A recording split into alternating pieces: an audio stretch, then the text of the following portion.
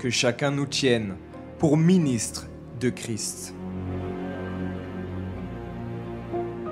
Régulièrement, le terme ministre est proféré avec un air de vanité, d'orgueil et de supériorité. De temps en temps, nous observons diverses personnes, principalement des chrétiens, qui relient le terme ministre à un poste important. Cependant, lorsque l'apôtre Paul, dans sa lettre aux Corinthiens, se référait au ministre, il ne parlait pas de charge ou de titre dans l'Église. Le mot grec qu'il emploie dans la version originale signifie littéralement rameur inférieur, rameur subordonné ou rameur de basse catégorie. Les anciennes embarcations se déplaçaient par l'énergie humaine. Sur les vaisseaux latéraux, il existait de petites fenêtres où étaient introduites les rames. En d'autres termes, le moteur du navire était formé de rameurs qui restaient dans la partie la plus inférieure de l'embarcation.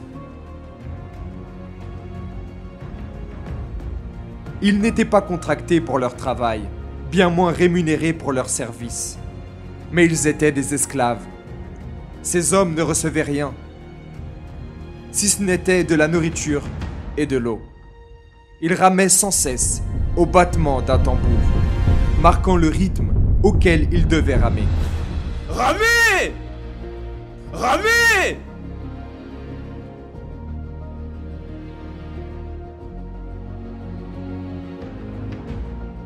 Assujettis à la torture, à la sueur, la faim, la soif, et avec un seul objectif, mener l'équipage de cette embarcation à la destination finale.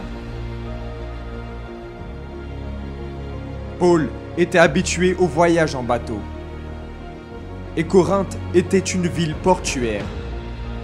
Le terme était donc bien connu par ces derniers, qui ont tout de suite compris ce qu'il voulait leur transmettre.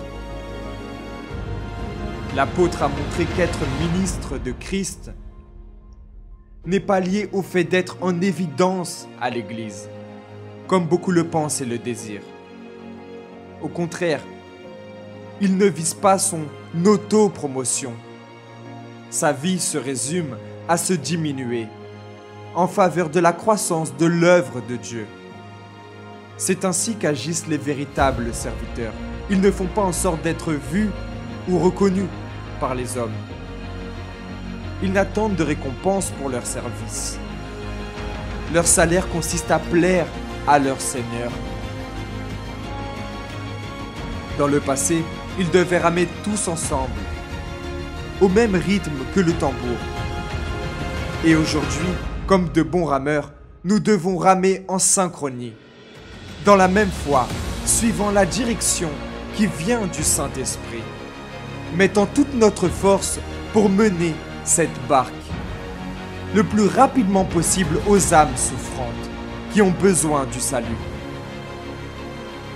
Ce travail n'est pas reconnu par les hommes, mais pour Dieu, nous sommes très importants, car nous déplaçons l'embarcation d'âmes en direction de la destination finale, le royaume des cieux. Cependant, ceux qui pensent que notre travail est méprisable et inférieur se trompent. Nous avons le privilège de faire partie du corps de Christ et nous travaillons pour l'avancement du royaume de Dieu sur cette terre. Notre récompense ne vient pas dans ce monde, mais dans l'éternité.